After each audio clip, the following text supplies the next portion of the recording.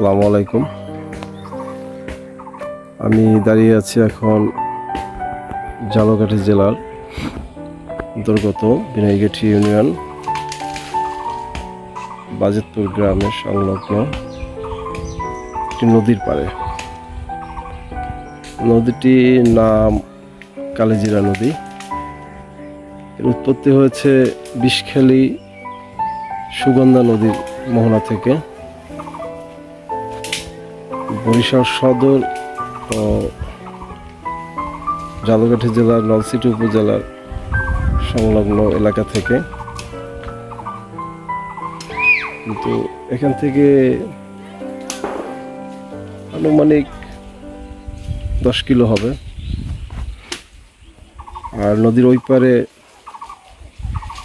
বরিশাল জেলার বাবুগঞ্জ উপজেলা, এক পাশে বরিশাল সদর। তো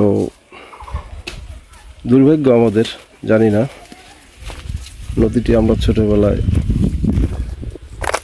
অনেক বড় দেখেছি। এখান থেকে শুনেছি এক সময় দোতলার লঞ্চ চলতো। আর আমি যেটা দেখেছি বড় বড় নৌকা, পালতোলা নৌকা চলতো। এগুলো সব এখন রূপকথা।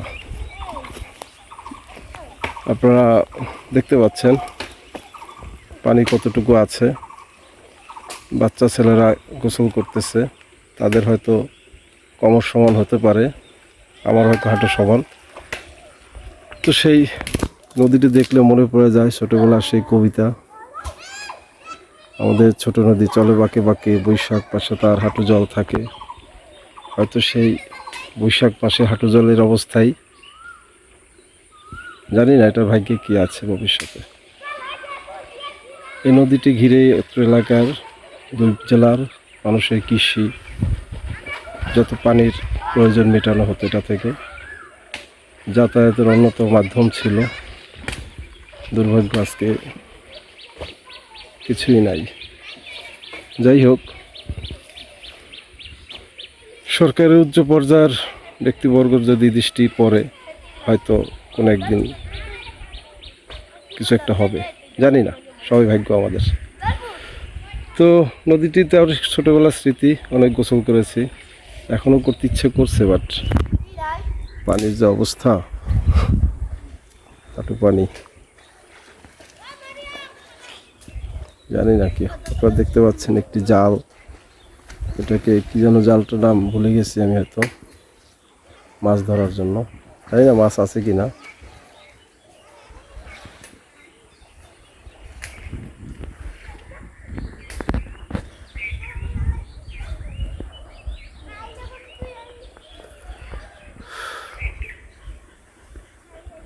আরেকদিন করব ওদের জীবনে, আত্মজীবনী নিয়ে আরেকদিন একটি ভিডিও করব, তখন বিস্তারিত বলবো ইনশাল্লাহ। ধন্যবাদ।